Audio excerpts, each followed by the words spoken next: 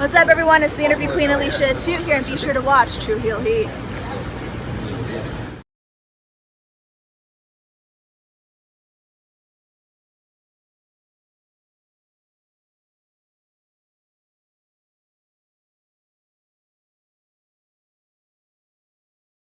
Hey guys, it's Thunder Rosa, and welcome to True Heel Heat.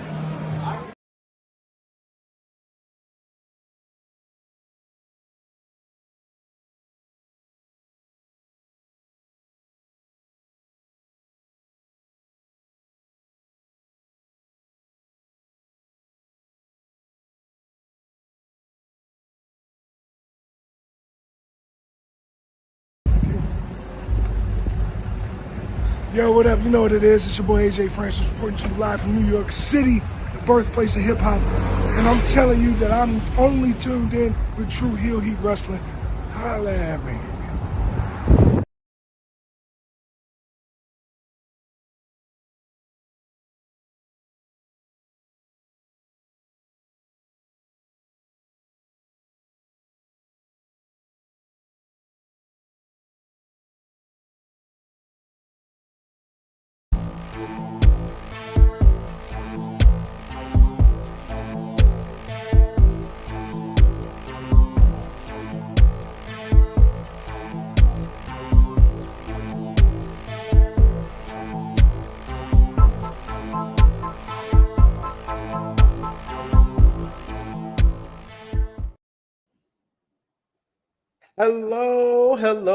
Hello. It is me, your True Hill Phenom, SP3. We are live on the True Hill Heat YouTube, Facebook, and Twitter for a very special pay-per-view preview, a double header of pay-per-view previews for this coming Saturday, July 13th. As we will see Marigold Summer Destiny, their biggest show yet of the 1-month-old promotion, as well as Pro Wrestling Noah's Destination event. And these are two huge events because WWE is invading Japan with two of their top promotions, IYO Sky on the Marigold show, as well as the former WWE champion AJ Styles on the Noah show. And we're going to talk about it here with all of you. And yes, I am not alone. I am joined by one of the more knowledgeable folks when it comes to Japanese and Joshi Pro Wrestling, the one and only voice of Joshi Pro Wrestling on the Twitter machine, as well as over on Fightful, 5-Star Media, and everywhere in between. My good brother, Scott Edwards. How are you doing? I'm happy to be here. You've called me into action twice this week. I feel kind of honored. It's a good week though. You know, this is very exciting. I'm very excited for both of these shows. The only shame of it, they're happening at like the same exact time, so I can only watch one of them live. You can figure out which one that will be. But I'm really looking forward to them. They're stacked cards. Some of the biggest matches of the year are happening on these shows, so I'm really happy to be here and talk about both of them. I think if anyone's coming into either of these shows, whether it be Marigold or Noah, you're going to watch two of the better promotions so far this year in Japan, especially if you've had problems with New Japan this year. I know I have. Noah should probably scratch that Puro itch that you're looking for specifically. So I'm happy to talk about it. It's a loaded week, really, and we got some more stuff right before we went live. So Yeah, we're going to talk about the big news of the day when it comes to women's pro wrestling overall, and especially WWE kind of crossing the border, if you will, with one of the top Mexican female wrestlers out there. We'll talk about that. But we appreciate y'all if you're joining us live. We appreciate y'all if you're watching us on demand. Remember to show your appreciation back the simplest way possible. Just drop the thumbs up on this video. You can also share this video with all your wrestling fans, friends, and family on all your favorite social media platforms. If you're new to the True Hill Heat YouTube channel, hit that subscribe button, hit the bell to stay notified for all the great content here. I said it on Twitter and I'll say it here. I thought after, Forbidden Door 2 weeks ago, with that week with previews and reviews, as well as then last week you had Money in the Bank and NXT Heatwave for WWE. I thought after those 2 weeks back to back, I would have the week off. But no, we got the big shows on Saturday with Destination from Noah. We got Marigold Summer Destiny. And not only that, Scott kind of teased it, and I'll break the news for all of you here. First time I'm saying it on air on the True Hill Heat YouTube channel. We got an even bigger preview coming for you this Friday, 12:05 p.m. Eastern time, right here on the True Hill Heat Wrestling YouTube channel. I have called it the NJPW Content Avengers for our NJPW G1 Climax 34 preview. Myself and Scott will be there, as well as our usual suspects when it comes to New Japan Pro Wrestling content here on the True Hill Heat YouTube channel, J News and Sanal. We also got a special guest from Fightful's Bread Club. Carrion will be joining us for the first time, and I think in over a year here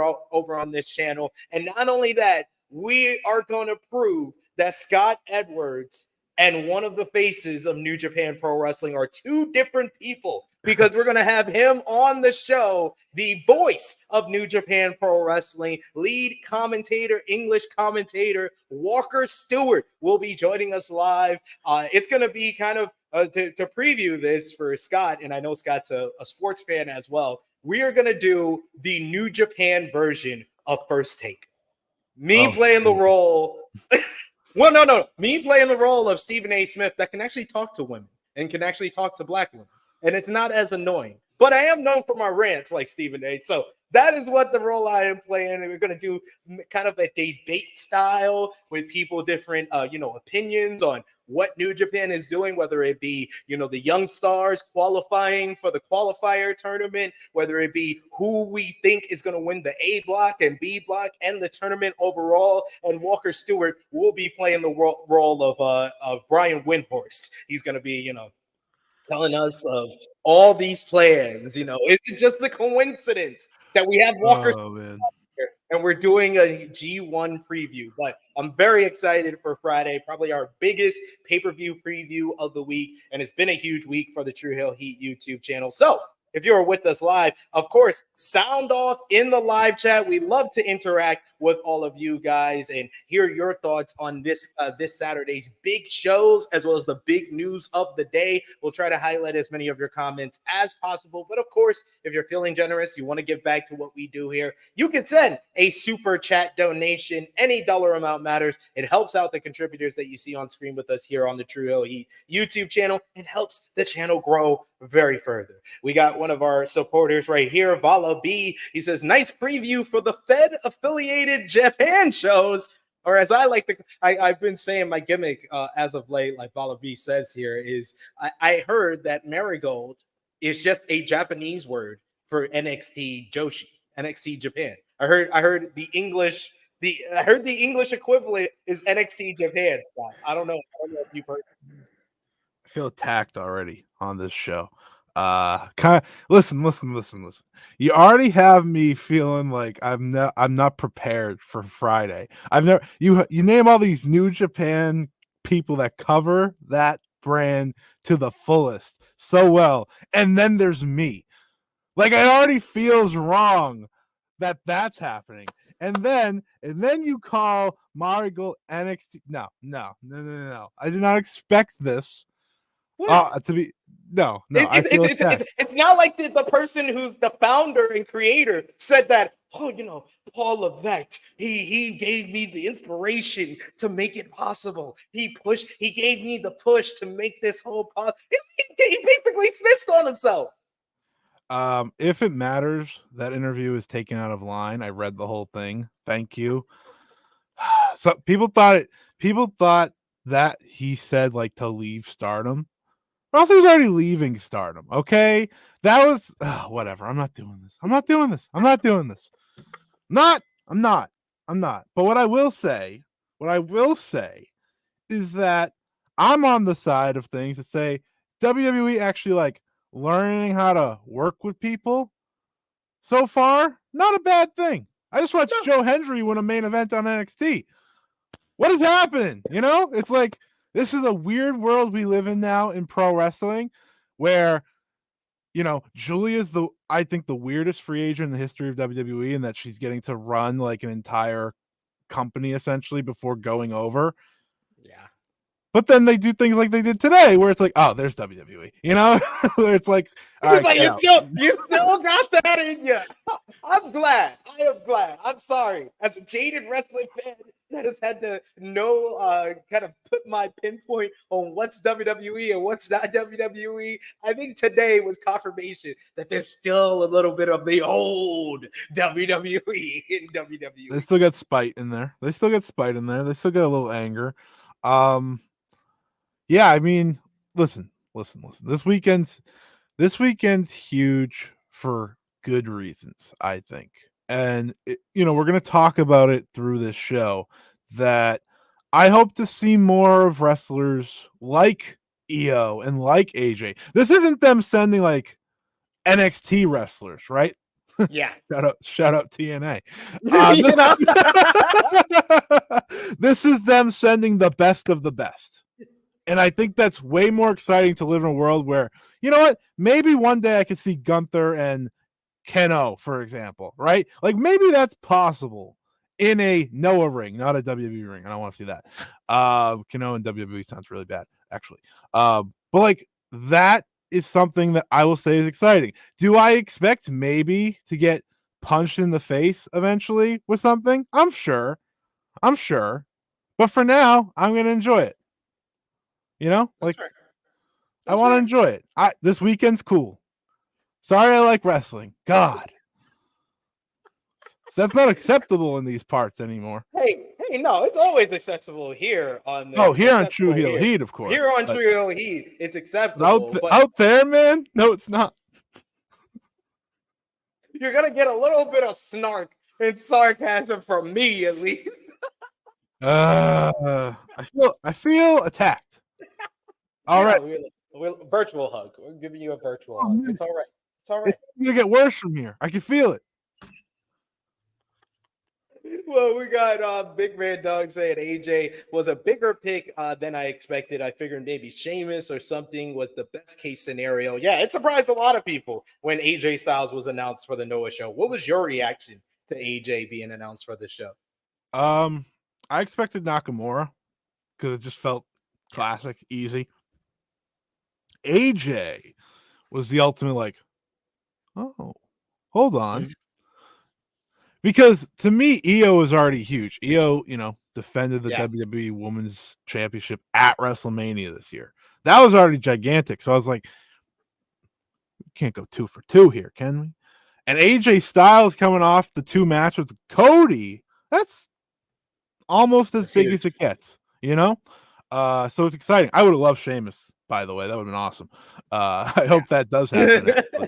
When Sheamus bulked up a little bit, I was like, nah, he was getting ready for his Noah run. That was what was happening. And then they re-signed him.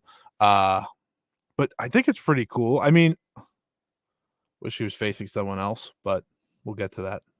We'll get into that for sure. But like I said, before we preview these 2 big cards for Saturday, July 13th, we had some huge news from outside these 2 promotions, but definitely in the Joshi realm, the women's wrestling realm. As first it was Lucha Blog that I saw that put out a tweet of Stephanie Vicaire defeating Tessa Blanchard on last night's show for CMLL in Mexico. And Stephanie Vicaire really giving kind of a farewell to like the Mexican crowd, getting kind of emotional, slapping the CMLL name on the mat. It looked, I said to the True Hill Heat group chat that we had, I was like, this looks very farewellish. Farewellish. That was my wording. Farewellish. Then about, I would say, 45 minutes ago before we went live here, CMLL put out a press release in Spanish and in English that said, and I have it right here, thank you for supporting CMLL and New Japan Pro Wrestling. Citing personal reasons, Stephanie Vicaire has elected to depart from the CMLL and NJPW rosters effective immediately. As a result, Vicaire will not compete in her scheduled match against Viera in Fantastica Mania, July 13th in San Jose. furthermore, CMLL hereby announces that Viera is stripped of both the CMLL World Women's and World Women's Tag Team Championships. Both CMLL and NJPW would like to apologize to our fans worldwide for the abrupt announcement. And this Saturday at Fantastica Mania USA, a new CMLL Women's Champion will be crowned in a three-way matchup with Viera versus Viva Van versus Willow Nightingale. So a new champion will be crowned. And I just read the press release, and I instantly had to retweet this and put it out there. And I was like, immediately from the wording, and I know there is citing, personal reasons, and she could have, legit personal reasons with everything that's went on with her this year. It's been kind of not widely publicized. She did have an issue with her partner, domestic violence issue with her partner that got arrested, had visible marks that were put on social media. She hasn't really commented on it on social media. So it could have been, very real personal reasons, but it was the fact that it said that she was being removed from both the CMLL and New Japan Pro Wrestling rosters that got me being like, immediately, I was like, this sounds like it's Stephanie Viera to WWE confirmed. Yeah. That's what it sounded like to me immediately. And then about 20 minutes before we went live here, Record Mexico,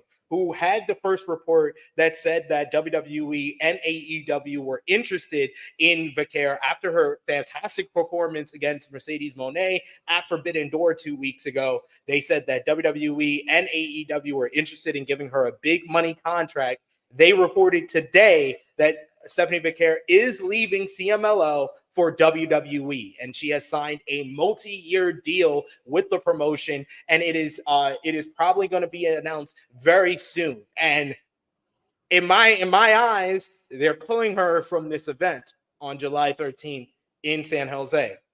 Ironically enough, WWE has some live events in Mexico this weekend on July 13th. So when you see that the announcement is probably going to come very soon, I would assume they're telling her, we got to remove you from this show because we need to announce it in your home base of Mexico. She's from Chile, but she's made her name in Mexico over the last couple of years. Scott, what was your reaction to the kind of the dominoes kind of falling from the farewell last night that looked like a farewell to the announcement by CMLL to the report from Record Mexico? So when I saw the clip that Lucha Blog posted, I was like, okay, maybe, we're getting ready to wrap up here. When they put the world title on the match for Fantastica Mania, what was it, last week, out of nowhere, I was like, interesting. Because to me, that said, okay, maybe she's going to AEW, maybe she's going to WWE. You watch that video, you do see like, okay, she's wrapping something up here. And then, funny enough, right before I was on a phone call for like an hour, so I missed the initial report, and then like I saw it all at once. I was like, hold on, timeout. What? And my feeling about it is that my first feeling about it, good for Stephanie. That's truly 100%. My first feeling about it. She is an incredible talent and has been for the past few years that I've seen her. I know a lot of people in that first Mercedes match, they were like, oh, who's Stephanie Viera? And, she's taken the world by storm since then. She has another great performance at Forbidden Door, and it's like, yeah, neither of these companies are going to wait to sign her, right? As much, whatever contract she might have, if they can sign her now, they're going to sign her now. And, it comes down to whatever. And, this is the world we live in now with wrestling. We've talked about it for months on months on months, right? We watched AEW obviously sign Okada, Ospreay, Mercedes. WWE has signed an odd influx of wrestlers, whether it be Giulia, who hasn't appeared yet, obviously Ethan Page, who's now NXT champion, but that's Tonga Loa, right. Hikaleo, Jacob Fatu. Right. They're signing in different realms, but to me, Stephanie Viera always felt like okay, if she's available, both companies are going to want her, guaranteed. And there you go. Like WWE going to get her. You're probably within the next few months adding Stephanie Vaquer and Giulia to your women's roster. So much for my argument that AEW had the better women's division than WWE right now. Like that's good. That take is gonna look like spoiled milk in about a month or so when Vaquer and Giulia get here. WWE has some super talents in that women's division. We saw it this past weekend. People talking about NXT like crazy with, Kalani Jordan and Sol Rook are they've wrestled for a year, and like 50 matches a piece, right? For both of them. And people are talking about them. Meanwhile, you have Roxanne Perez, who obviously is way overdue and could go up and probably be champion in either SmackDown or Raw at this point. And then you have the top of the top. We're going to talk about one of them today with IYO. Obviously, they have such incredible talent. If I'm Stephanie Vaquer, it's a win-win either way, right? Her biggest match was with Mercedes. She had it. But a rematch would have been just as big. So it's like, it comes down to money, I'm sure. And if WWE offered her more money and that's where she wants to be, good for her. That's ultimately how I feel. Personally, I wanted her to just stay in CMLL because I enjoyed watching her do New Japan and AEW and CMLL. Like, that was my favorite. But go get the money. At the end of the day, Absolutely. Go get the money. I'll never fault any wrestler for doing that. Will I selfishly be upset sometimes? Yeah, absolutely. This is wrestling, baby. I got to be selfish sometimes. But I'm happy for her. Absolutely. More than anything. She's going to be a superstar. She is a superstar already. Her in NXT, her and Giulia coming to NXT at like the same exact time is very exciting. Absolutely agree with you 100%. Like, I'm the one thing that my reaction was, I was like, girl, go get that bag.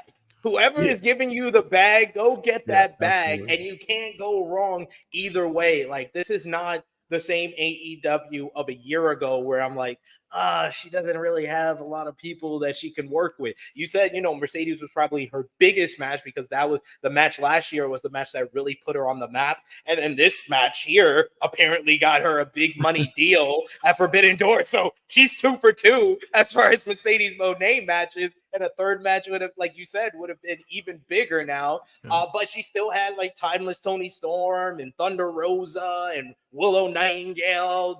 And Chris Statlander. Like, AEW has bolstered up their women's division where in my opinion, as of right now, because we're not confirmed that Stephanie Vaquer has signed. We don't know when Giulia is going to come. Right now, AEW has had my favorite women's division in North America.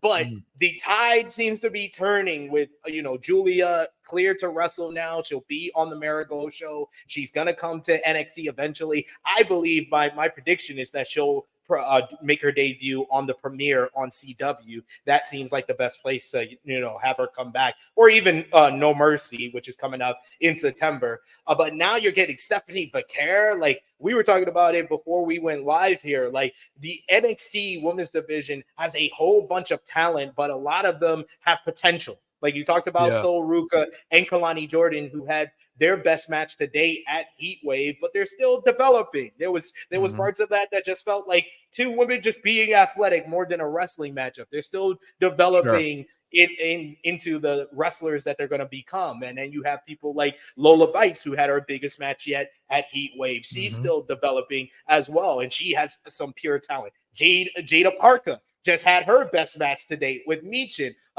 in that street fight 2 weeks ago. Yeah. She's still developing. Like, when you have Roxanne Perez as the centerpiece, you've been realizing over the last couple of months since Lyra Valkyria got called up, since Blair Davenport also got called up, that it's Roxanne and then it was everybody else who didn't have as much experience as Roxanne. But like we said, Roxanne's ready to get called up. And, she's just waiting around for Giulia. It seemed like for the past couple of weeks, when Giulia wins, it was going to be Giulia and a whole bunch of developmental talent. But then you get Stephanie Vaquer, and these women that are developing are only going to get better working with the Giulia and working with the Stephanie Vaquer. And now you have two centerpieces to make the NXT division even better. And then the main roster is totally stacked. They're just a bunch of women that are away, taking time off, that are injured. Rhea Ripley just came back. Liv Morgan is a bigger star now. You know, Becky Lynch is on a leave of absence, but I believe she'll eventually come back. Charlotte Flair is injured right now. She'll come back. You got Bianca Belair. You got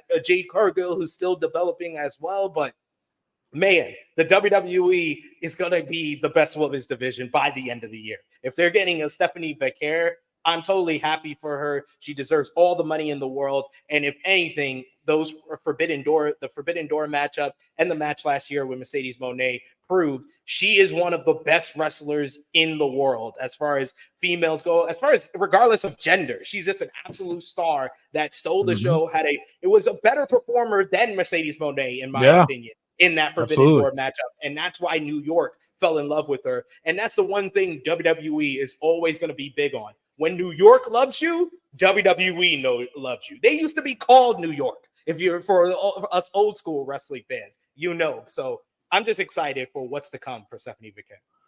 Yeah, she has so many matches that excite me. Like, here's the thing about Stephanie Becker. She doesn't need to go to NXT. We're just assuming here. Again, we don't even know if she's 100% going. You can figure it out, though. Why would an AEW partner person make someone drop every belt? And, you know, this personal reason side and went on, so you never know. But this is how WWE goes, you know. And I think one of the interesting things with Stephanie is that she just has an aura about her, which is very similar to what Giulia has about her, right? They're very similar in that there's a lot of aura to them. They're just natural stars. That jumps out to WWE more than anything, right? Like, oh, we see them, they step in the building, you know it's a big deal. That's what both of them are now bringing to the table, and it's very exciting. I don't think either of them, if they're both in NXT, will be there long. But you know, it's going to help bump up the CW debut, like you said. Like, you run the CW moving forward with Trick and those two as like your cornerstones. I know that you're having me tune in. I'll tell you that right now. Absolutely. You know? Like, NXT's always been a tough brand for me to watch, but bringing them in, okay, I'm in. You know, it's that type of thing. I'm just excited for her, and you know, it would have been.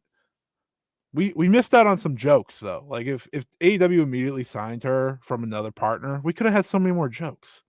This is true. I'm kind of disappointed. I'm kind of disappointed that AEW didn't use, you know, CMLL as their next feeder after they raped New Japan Pro Wrestling so much. So, yeah. Jesus, they fleeced them. They fleeced them. Yo. Oh, trust me, I've watched New Japan this year. They did. It's ooh. But we do have jokes that WWE has a great recruiting tactic. If you want to or work with Mercedes Monet, we'll sign you. Giulia, Stephanie McMahon, Giulia was supposed to work with Mercedes. They snapped her up before that could happen. Stephanie McMahon works with Mercedes. They snapped her up before they could have her some more. You know, it's funny. Giulia, for me, as someone that's watched her through the years, I was like, well, this is the next WWE Joshi star.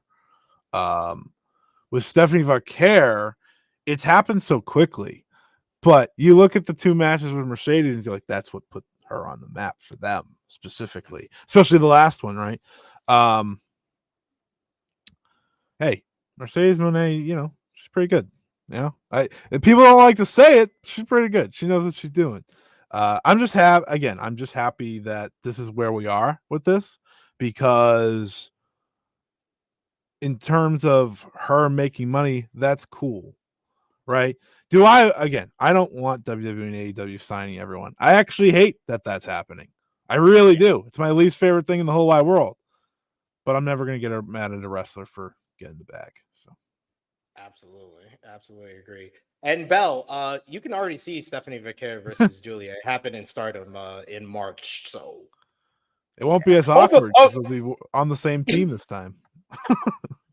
Hopefully it's better than that one, because I saw some ridiculous people being like, that's the match that put her on the map. I was like, well, first of all, sir, Hey, I got a good That joke wasn't tweet even out of that that, good. actually. I got a good joke tweet out of that. It's like, if we're gonna lie, at least say the Azumi match. Like, come on. You know, like Yo, the Azumi match was great. It was yeah. great. Come on. And that was in the US. Come on. We all know if WWE ain't paying attention to Japan, I unless like when they want, people lie. you know, I love it. I love it too. We do have a super chat donation here from Will Chisum. Thank you so much, Will. He says, wow, WWE got her and Giulia. That women's roster got a huge upgrade. I'm shocked. Yeah, Good. I mean, it got a shot in the arm. Like I said, they've been developing some really good talents from the people that we named previously, but they needed some veterans to work with them, and they couldn't always, rely on the Natalias, the Shayna Baszlers to come down from Raw and SmackDown. They needed some signings that can bring some experience to the roster, and they got that in Giulia and Stephanie Viera. Could they pick any harder hitting to work with these poor trainees? These two are gonna rock them once. It's gonna be like, hold on. Do you ever remember when I don't know if you ever watched the Breaking Ground show that WWE did? Like, yes, I did. Back. I'll never forget when Asuka hit Dana Brooke too hard and she was like crying on the episode. I was like thinking about it the other day. I was like, ooh, we might want to run another one of those shows because I think a lot of people are gonna be feeling it. Add in Stephanie now, it's like, good luck. Godspeed, Kalani. Godspeed, Soul. Godspeed, Fallon. We got Will Chisholm with another super chat donation. Killing the game as usual, Will. We appreciate you. He says, and Jordan Grace may go to WWE after her deal went up. Don't feel bad, SP3. No one could see this happening. I mean, I did see the Jordan Grace. I 100% after the 3 appearances that she made this summer with NXT, I was like, oh, this is definitely them testing out the Warriors. This is like a tryout for Jordan Grace. And then it got news that she amended like I said, Marigold, I pronounce as NXT Japan. I'm going to say amended in that report. I take as WWE amended her TNA contract where she's going to expire in January 2025. So we could have Giulia, Stephanie Viera, and Jordan Grace on the NXT roster in the next couple of months. That would be amazing.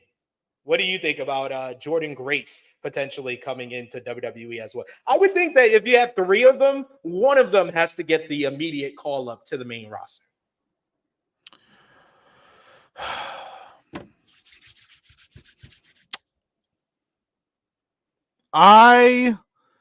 First on Jordan, we all knew it was happening.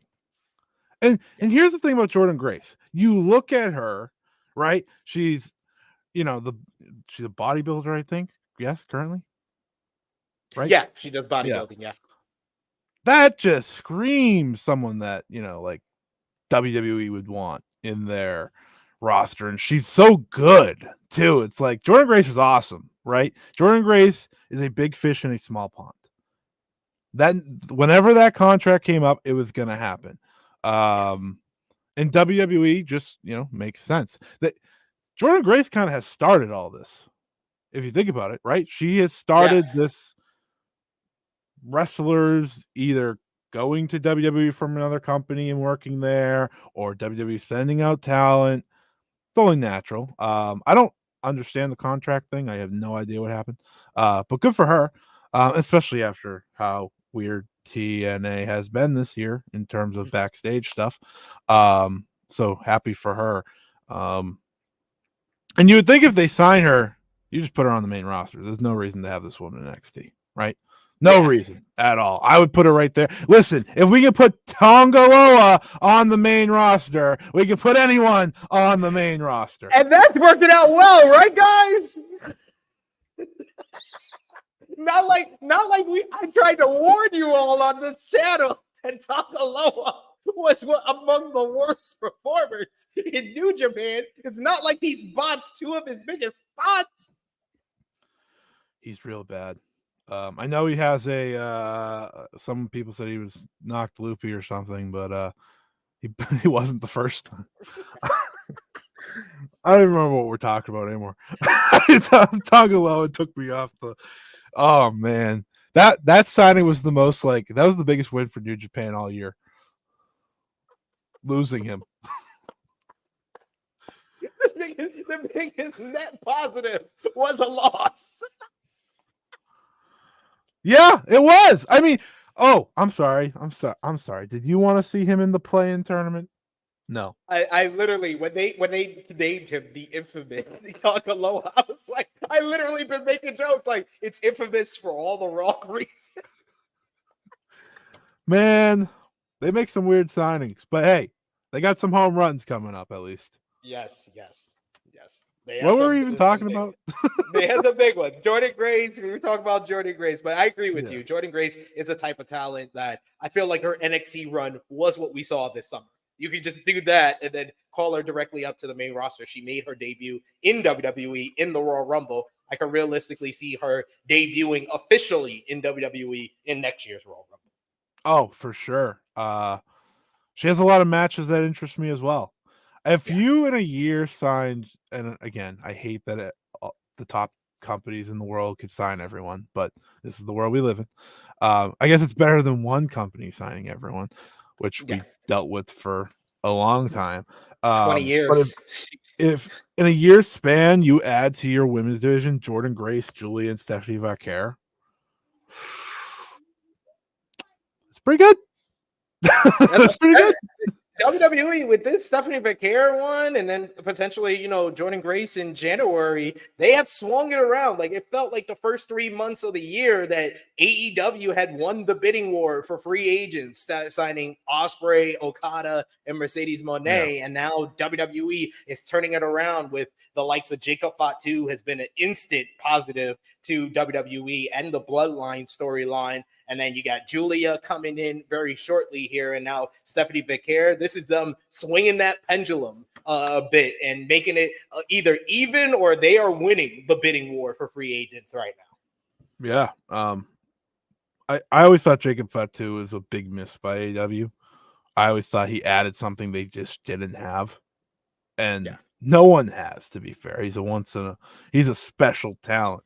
But you are seeing it swing. And it was always gonna swing. I think AEW getting Ospreay, Okada, and Monet made people think WWE can't sign anyone.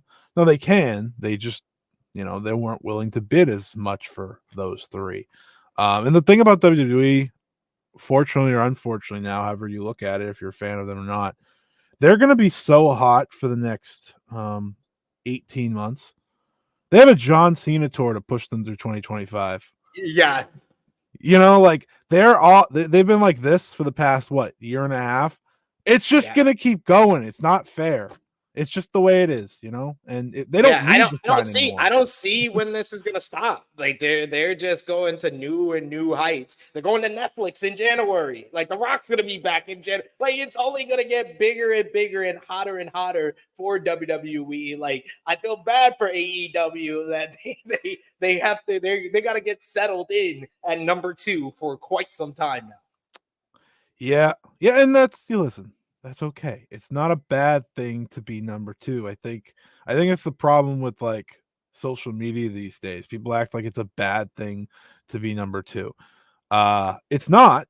It's actually a really good thing. It's the fact that we have a number 2 that's a good thing. Again, we didn't have a number 2 for 2 decades. Or the number 2 was TNA. So. Right, which you want to talk about a bumpy road. Actually, it was more like this for a while and then sunk. Yeah, and then Hogan and Bischoff got there. And then Oh shit. Yeah, just like WCW. Who killed WCW? I can tell you right now. You don't have to watch 4 parts. No, just watch my hour and a half talking about the series on my own, where I was just I was counting off all the stuff that was Eric Bischoff's fault. That they never really they tried to brush it under the rug, that wasn't really his fault. Eric did the best he could. We wouldn't be something if it wasn't for Eric. And I was like, I lost count of how many mistakes he made. I feel like doing that for an hour and a half by yourself is like torture. It was. Some of the people that are in the chat right now can tell you that I literally I literally said Vala B tried to help me out and say, SP3, you can stop now and then you can do the rest later. I was like, nope, I've already started. I'm not doing this again. I'm already fired up. It's over, man. I watched 3 of the 4, and I always got a good laugh out of them. But what an unserious show! Oh my god, I never. It How did we get here? It should have not been Who Killed WCW. It should have been How to Babyface Eric Bischoff. That should have been the name of it. If it matters, it's not possible for me. I have never liked Eric Bischoff. No. I will continue to bait him with my comments. He's already retweeted one of my comments. He's gonna retweet some more this year. Will Chisum with another super chat donation. Thank you once again, Will. He says that's why we heard so-called talks of main roster mid-card titles. What did you think about that report? Because I don't think that's a good idea. I'll be honest. I think one mid-card title, but SmackDown does not have enough talent to have a women's US championship. It's how I feel about the tags. 1, not 2. 1 that goes between brands works. 2, not so much, because then it's like you have 4 titles for a brand, a division that would excel if it wasn't split in the first place, right? I think that's why people look at the AEW Women's Division like, oh, it's doing so good right now. It's one division, right? It's all one. If WWE did all one, it'd be a hell of a time, but it's not. I would like the mid-card title to be a traveling title. I think that'd be far more exciting. I think the idea of putting that belt on whoever, I truly not EO. We'll say EO for the theme of the show. You put it on EO, and she goes from one brand, faces Blair Davenport, goes to the other brand and faces Shayna Baszler, right? Going back and forth. That's more exciting to me than, all right, we're going to have one here and one here, and we're going to call it a day. Like, no. Too many titles. I don't mind the mid-card title. I don't at all. But there's too many titles to begin with. Yes. You already don't know how to use the tags. I was about to say that. I was like, they still haven't figured out how to use the tag team titles. And we're going on 5 years of that. It's been over 5 years of the women's tag team titles, and they still haven't figured it out. You should make a game show someday for this channel where it's like name all the teams that have those belts. It's like, did this random ass team hold them? Yes. Do you remember when Raquel Rodriguez and Liv Morgan held the No, I don't. Or Aaliyah? Didn't Aaliyah? Yes. I was gonna say Raquel Rodriguez and Aaliyah were women's tag. What a great team trivia question. Natalia and Tamina were women's tag team champions. I didn't remember. See, I would have lost the game. Oh man, what a great situation. We haven't even got to the shows yet, but yeah, keep it coming with the comments. You guys have been fun here. We're having fun right now. Yes, THH Quizomania. I'll steal the gimmick. I'll talk to Wrestle Talk. I'm gonna be in the office next week, so I'll ask them if I could steal their gimmick. How much I gotta pay to steal their gimmick. But let's get into the big shows this coming Saturday. We got Marigold, Summer Destiny. We got Noah Destination. I know Scott is very excited. He's going to watch probably the Marigold show live because he is our Joshi expert here. And that's why I am going to be a great point guard. A great point guard gives it to the guy who can score on the team that they're facing. And I'm going to give the ball to Scott to pronounce all these names because I know y'all make fun of me in the chat. And that's part of the reason y'all probably watch these Joshi previews is for me to mispronunciate. See, I'm mispronunciate all these words. So I'm going to hand it over to Scott. I'm just going to put up the graphic and do my job on this end. But we're going to start with the Marigold Summer Destiny show. I'm very excited for this one because of the top 3 matches. But we got, it's going to be, right now they have scheduled 9 matches in total here. And first up, we got the youth of Marigold. So go ahead, Scott. I legitimately don't know if this match is airing because it's a match 0. And yes, sometimes those don't air. But this is the debut of Rhea Seto formerly of Sendai Girls. This will be her in-ring debut for the company. She debuted late last year for them, going against rookie Kimomo Minami, who of course has come over from Stardom, made her debut in Marigold. It's a rookie match. You don't go into expecting much. It's probably not going to air on the main card, like I said, but it's nice to see. I like when new companies, especially like this, have such a young core because they're going to grow. That's the beauty for me of watching Marigold right now, is watching everyone grow together. Because while you have the Utamis, while you have the Saris and Giulias and Mirais, you also have a lot of talent that are learning and figuring things out. And that's what that is right there. I don't know if Kimomo Minami I'd go as far as calling like a prodigy, but she's quite good for her experience, which is like a handful of matches. So you look at it that way, she's gonna win because it's not her debut, and rookies don't win in debuts. Yeah, that's exactly what. As soon as you said Rhea was basically debuting, I was like, oh, I'm going with the Komomo. The Komomos for the win here. I agree with you there, 100%. And then we got what a lot of people were already talking about in the chat. I think Follow B was the first to mention it. We have an X on this card, as we have a mystery tag team partner here.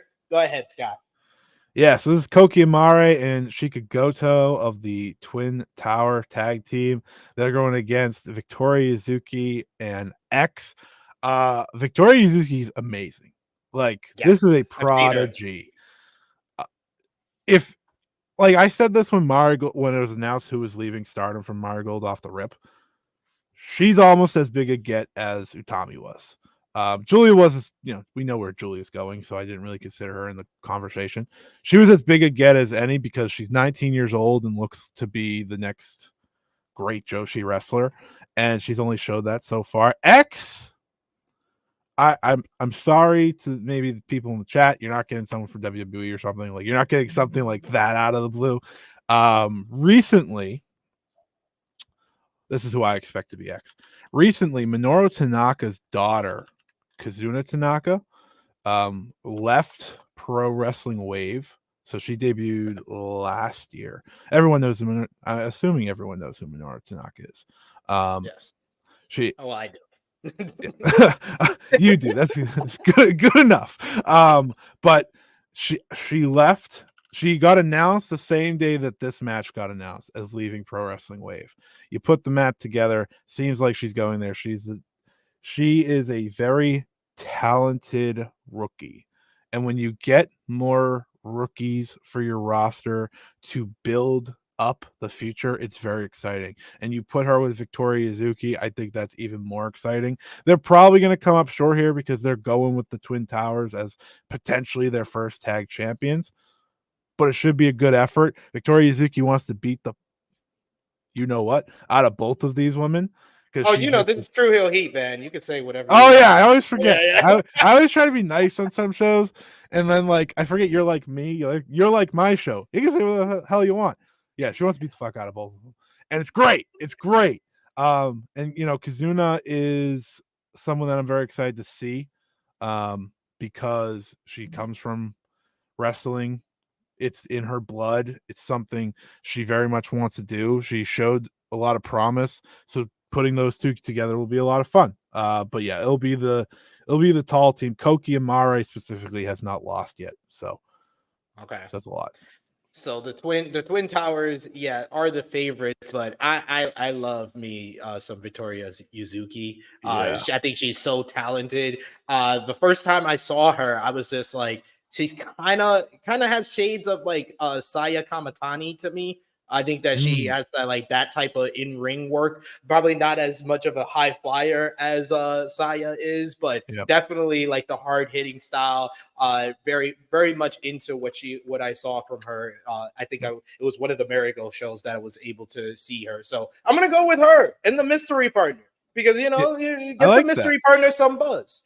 Also, my belief of why it will be her. Her mother, Yumi Fukawa, wrestled in Arceon, which was Rossi's old promotion. So makes sense. There's a real connection there. I wouldn't be shocked if they want her to wrestle under Rossi's promotion, just based off of, the success he's, EO's here for a reason, right? EO's pretty good, and like it's cool to see so many young talents kind of jump into wrestling this past year, like everywhere. So this will be a good match to see them showcase that. And I think if you go into this show trying to learn, you're going to learn a lot. That's what's very fun about the undercard of this show.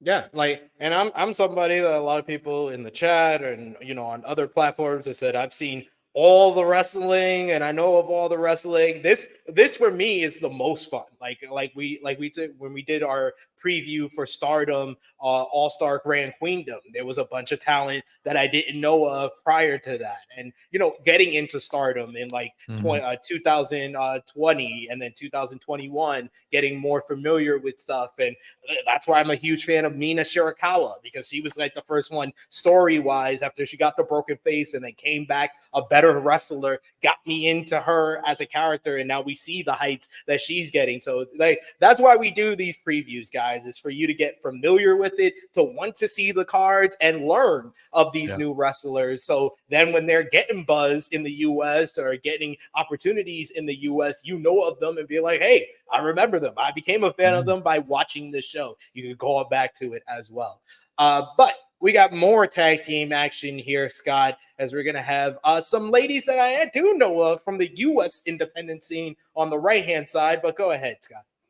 Yeah, we got Chiaki and Nozaki, who just formed a new heel tag team. They'll be going against Mila Grace and the real deal, Zeta Steel. Sorry, I love that she uses that nickname. I do too.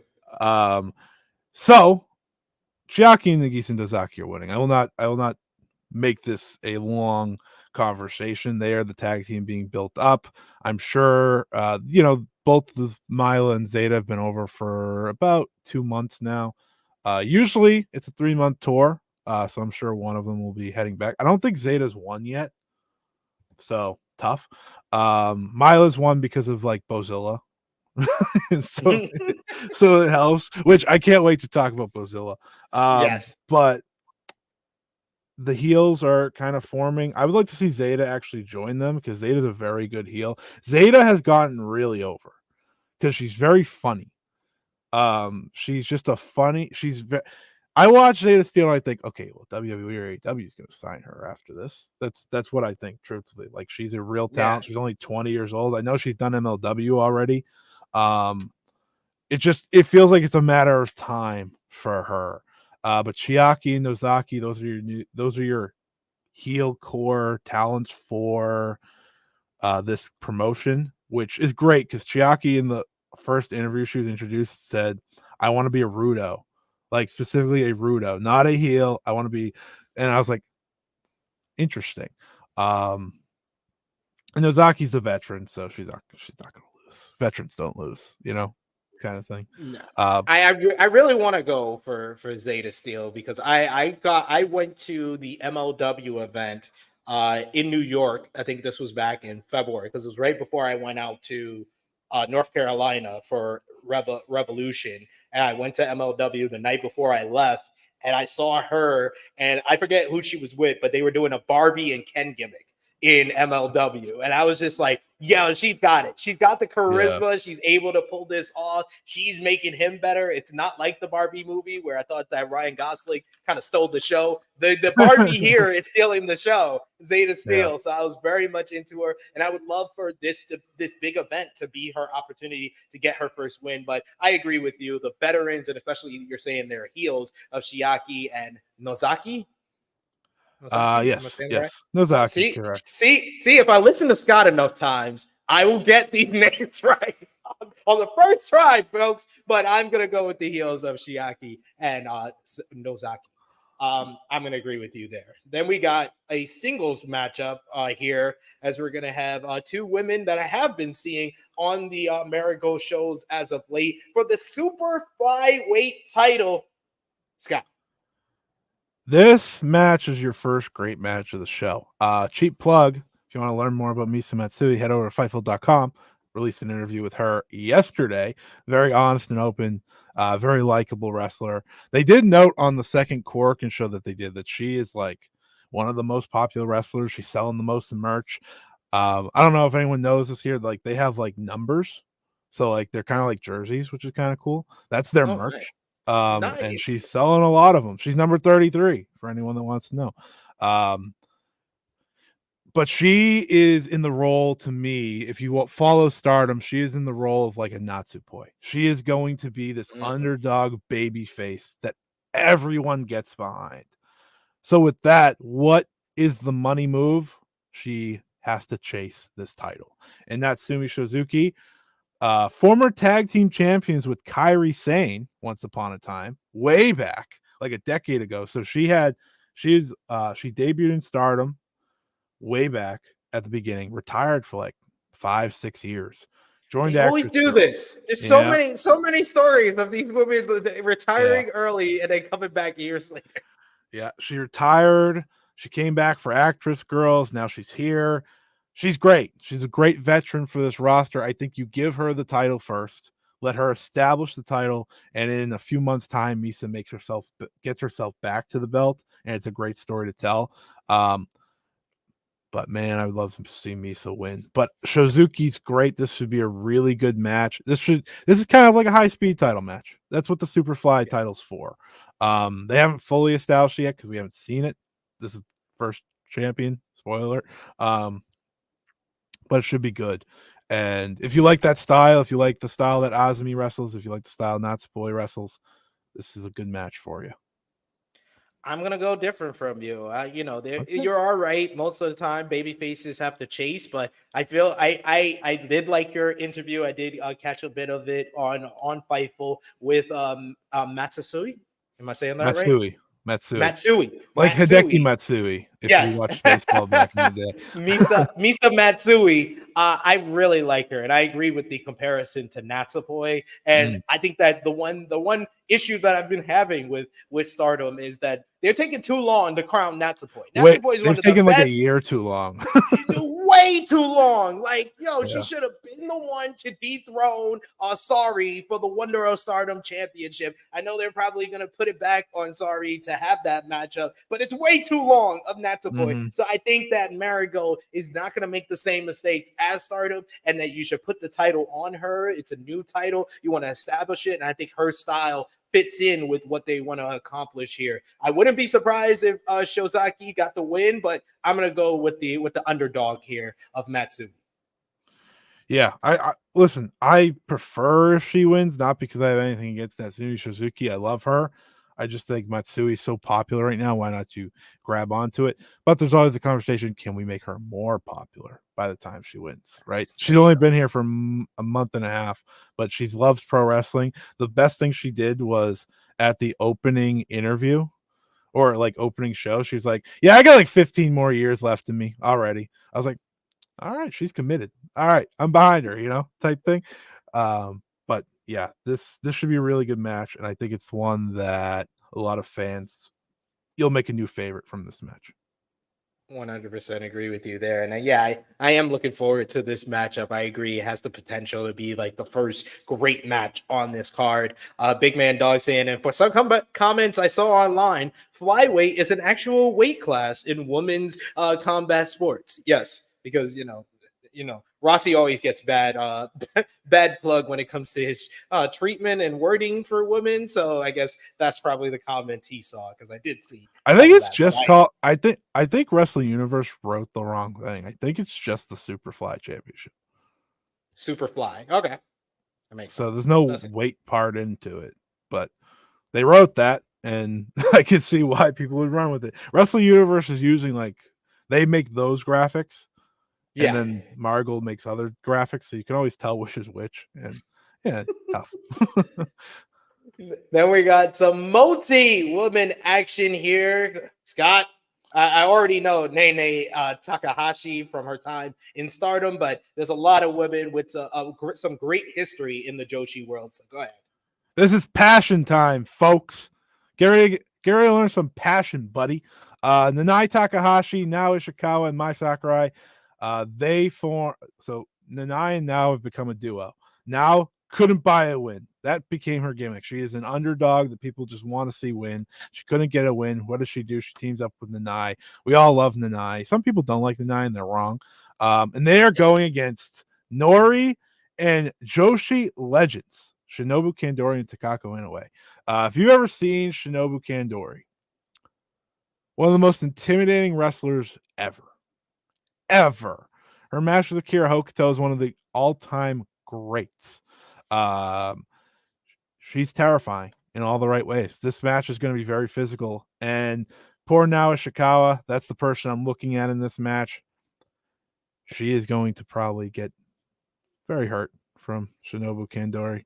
But Nanai is there to fight back because that's what Nanai does, right? We love Nanai. I do think my dog's barking, so I may have to go bring him upstairs real quick. But I'll leave you with this. I do think that Shinobu Kandori probably wins because it's Shinobu Kandori, and that's just how Joshi legends go. But it should be fun at the very least, which, I'm looking for fun sometimes. Absolutely agree with you here. Nanai, yeah, I'm a fan of Nanai, and especially her work that she's done so far in Marigold. I would suggest if you want to check out some Marigold matches before this show, I would suggest Nanai going up against Utami Hayashishita. They had a passion injection matchup, which has been kind of the standout matches on these Marigold shows that really stood out to me. It was a great match between those two women, just fighting spirit. And that was Nanai's first loss in a Marigold ring against Utami Hayashishita. Nanai leading up the Marigold team. I'm going to go with Team Marigold in this one, versus the LLPW X women over there. Shinobu, I have heard of, but I haven't seen. I'll probably take Scott's suggestion here and go out of my way to go see some of that. But I'm going to go with Team Marigold in this one. Good point. We do got Bala B who says, I'm getting it, but your perspective ain't perspecting with the truth. Okay. He says he's got Kandori pinning Nanai. I can see it. I can see it. Yeah, Big Man Dogs says, and yes, it's Superfly Championship, not flyweight. So the people clowning on Ogawa are actually valid. Yeah, I mean, Superfly doesn't have a better thought process to it, to be fair. No. You should not name your title off of someone who's committed murder. And Vince McMahon paid for it not to be swept, for it to be swept under the rug. I'm just saying. Watch Dark Side of the Ring if you haven't already. Okay. Here is the time that I've been waiting for. Scott has been waiting for. All of you who've been following Marigold, because there is one star that Marigold has already made, and it is that woman named Bozilla. Go ahead, Scott. Tell us about the two matches here, as we're going to have the semifinals and the finals of the UN title championship. So, if you've been following Marigold for the past month or so, we've been building to this match, and Mirai and Miku Enono have been having great matches after great matches. They've wrestled 60 minutes and haven't declared a winner. They've had 3 matches, time limit each time. They're going to do it one more time on this show, and the winner later that night has to face the motherfucking Bozilla, as she calls herself. It's not me making it up. She calls herself that, so I roll with it. Listen, Mirai's been unbelievable since going to Marigold. It was the change she desperately needed. Miku's been incredible since going to Marigold. Neither of them have a prayer. Bozilla's winning this match. It's just a matter of they're wrestling twice. It's not gonna help them at all. No, it's not. If you haven't seen Bozilla yet, just watch the Marigold Fields Forever main event where she threw Giulia and Utami around. It's a phenomenal match. As good a debut show main event. It's still the best Marigold match so far. It is still. Yeah, I agree. I agree. I've watched them all, and I agree. They've had some great matches, but that was top of the line. it's going to be great to watch Mirai or me. I think Mirai wins her match and you put her in the title match and she comes up short. She's going to have a great underdog match here, right? She's already banged up. She's had 3 grueling matches already with Miku. Add a 4th in, and then you have to face Bozilla. It's going to be one hell of a fighting spirit type match for her. She's going to hit one lariat, maybe not, maybe take down Bozilla once, and it's going to be the big pop of the match. I think Mirai might have 2 great matches on the show, but Bozilla's winning, and those are the rules. Those are the rules. I agree with Vala B in the chat. Give Bozilla all the titles. Like Bozilla, I think can establish this. The UN, what does it stand for? The UN title? United National. United National. Connection United National. Inoki. Okay, that makes sense. The United National Championship, she can establish that. And I think that, you probably do it like I've seen many companies do, where you have Mirai lose in the finals of this tournament, and then you start the chase where eventually she'll be the one to dethrone Bozilla for that title. And then you instantly put Bozilla in the Marigold World Championship. Like that is the trajectory for Bozilla. Bozilla goes 6 months as the Marigold United National Champion, and then immediately next year, like as soon as next year happens, because you're not going to have Giulia then. You might after this show and what Utami's going to do, you might not have Utami next year. So you got to crown that woman named Bozilla. Bozilla is an absolute star. And like Scott said, I instantly saw it in that tag team matchup with Utami and Giulia with Saray by her side. She was the absolute show stealer of that entire show. Bozilla for the new United National Champion. Yeah, you don't beat the monster. That's one thing that if you pay attention to the history of things, like when you have a monster like this, you don't have them lose too soon. You got to build them up, because whoever eventually beats them is going to benefit so much from that. And that's kind of how I feel about it. Give her 6, 7, 8 months of a reign.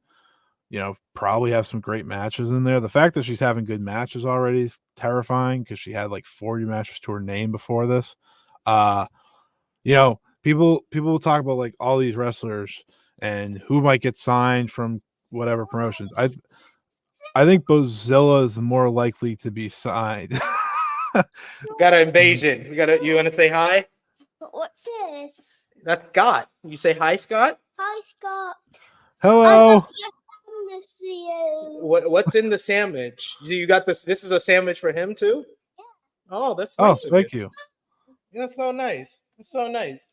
You leaving now? Yes, Oh, you got to tell them to like, share, and subscribe. Tell them.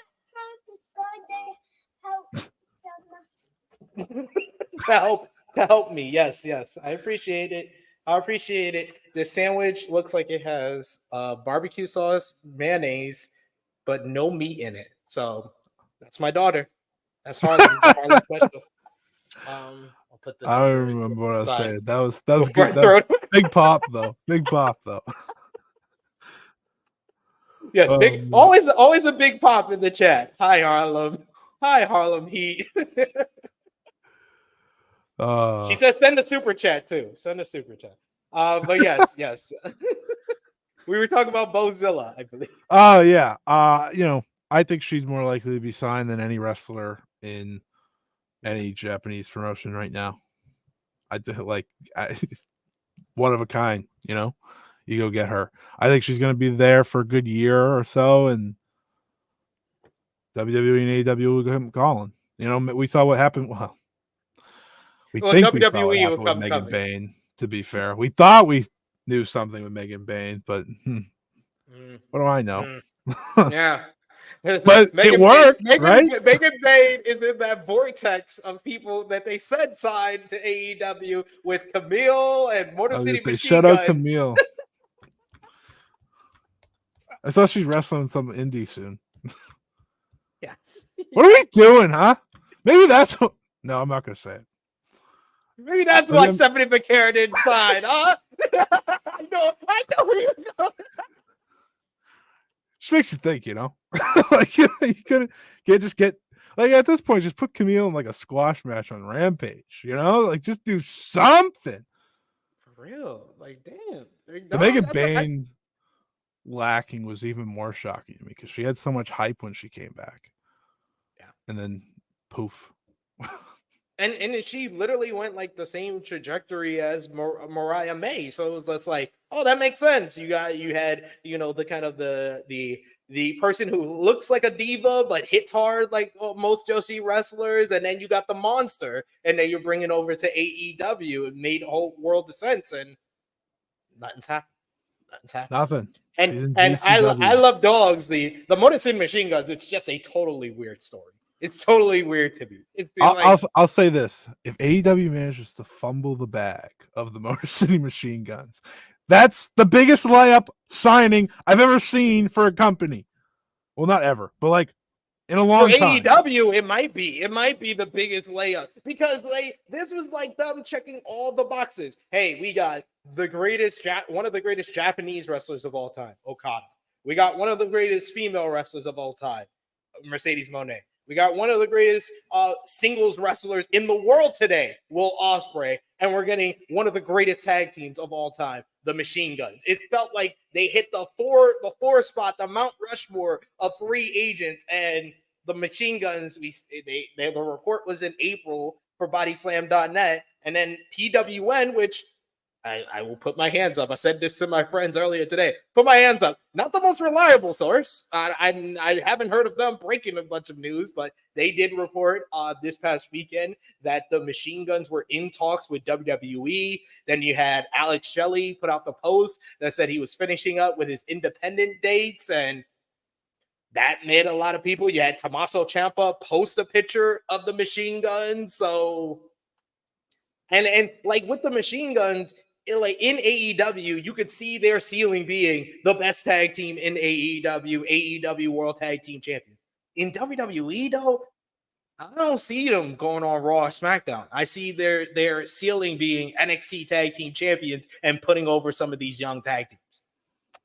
Yeah, Motor City Machine Guns don't move me in WWE at all. So I think they would thrive in AEW. I think that should be the Young Bucks all-in match, actually. Dude, I literally said that to the group chat today. I was like, they seem like instantly they get signed, they're the team to face the Bucks at all in. Like, there's no other teams they've really positioned. The Bucks are feeding with freaking Acclaim right now. So the Lucha Bros haven't been teaming up lately. So like, it's like, who else do you have? What happened to the best tag division in the world? Huh? What happened? They created a trios division that features Jay White. Like they both could have been great is the problem, and now neither are. Man, remember the trios tournament to crown the first champions? That was so sick. Man, so great. AEW used to be so cool. Yeah. Oh shit, that might get me in trouble. Then CM Punk came. But anyway, he came back. Say it correctly. He came back. Twice. Super chat donation from Malabi. Thank you so much, Malabi, for the love for Harlem in the chat. He says, Harlem Pop, gotta do it. Absolutely. We appreciate that. The Harlem super chat. My wife is probably taking note. She likes to watch when Harlem shows up and take count of how many super chats she gets. So I'm gonna owe my 4-year-old some money. But we finally made it to the portion of the Marigold card where I can pronounce all the people's names in these top two matches. First up, we got the Queen. Oh my God. Okay. All right.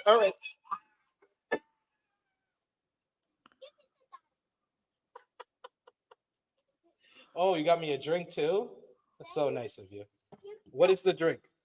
Oh, it's amazing. Where's the sandwich? It's right here. The sandwich, I gave it to Scott. Eating with your drink it? Uh-huh. Yeah? Okay. You want to tell them to send a super chat? No. Send a super chat. Super chat, I got your drink. Oh, if they send a super chat, they'll get your drink?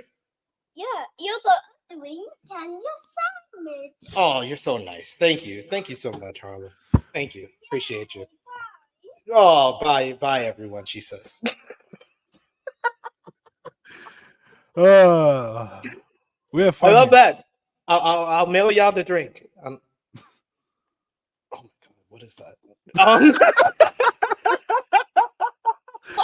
We made it to the card of the Marigold card where I can pronounce both people's names. Queen of Queens matchup here. It was announced just last month that the former WWE Women's Champion, former World of Stardom Champion, one of the best women's wrestlers in the world today, Io Sky, will return to Japan outside of the WWE for the first time since 2018 to face the woman that has called Io her dream match, Utami Hayashishita, the former World of Stardom champion herself. This is like two icons of Stardom, two icons of Joshi wrestling going at it for the very first time here.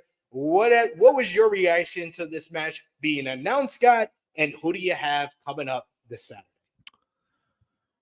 I knew it was coming. One day, I knew it was going to happen. Once upon a time, before Triple H came into power, I was pretty confident it was going to happen in Stardom in 2022. Because Io kind of looked like she was going to be out of the company. Dakota Kai was out of the company. Sure seemed like they were heading to Japan. And then, Triple H came into power and all things changed. But Io got a run on top, so it was worth it. Yes. This match is actually what you call a dream match. I know we like to toss the words dream match around. This is the impossible happening. It's what I said when Mercedes Monet versus Mayu Iwatani happened. That was the impossible happening. Mercedes leaving WWE made that possible. This time, Io didn't even have to leave WWE for this to be possible. And there's a good reason why. Rossi will probably do anything to make sure Io wrestles on his show. Listen, Io was his top star forever. And then when she did everything, she went to WWE, became a bigger star. She did everything she said she was going to do. So her coming back 6 years later, not wrestling in a WWE ring, but a Marigold ring, it's very special. It's very special to see. She's as good as they come. If you want to talk about the best of Stardom, history, Io's in the conversation comfortably. And who was the last person to probably put their name into that conversation? Utami Hayashishita. So it's a great match. Utami is someone who got into wrestling because of Io, and she debuted 2 months after Io left Stardom. So she was training when Io was getting ready to go. And she's talked about it year after year. This is the match I want. This is why I'm here. And now she's getting it. You saw the genuine surprise on her face at that Korakuen show when it was announced. This is going to be superb. The funny thing about Io is I've seen so many of her matches through the years. She's better than most of what people see, I think, on like a normal Raw or something.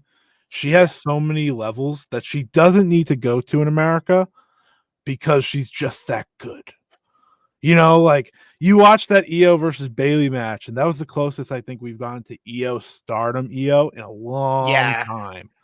And people saw it. They're like, oh, shit, Io's one of the best in the world still. And she can do that when she wants to. I'm pretty confident she's going to do that on Saturday against Utami. And Utami's the perfect opponent for her. Powerhouse, going to bump her ass off for Io. Listen, even if you take the WWE part out of this, there's no way Utami should win. This is the first match she's having against Io. It's supposed to, she's not supposed to beat her the first time. She wouldn't anyways because of WWE stuff. I know that, but she's not supposed to beat her the first time. This is an Io win, but it's a prove it moment for Utami. So years down the line, when the rematch eventually happens, because I'm sure it will, whether it be Io in WWE or has left, because I do think that's possible. Just because, however long Io wants to go, she'll go, but maybe she wants to go home eventually. This just happens. This is going to be fantastic. It's going to be as advertised. It is the best of the best from Queen's Quest going one-on-one.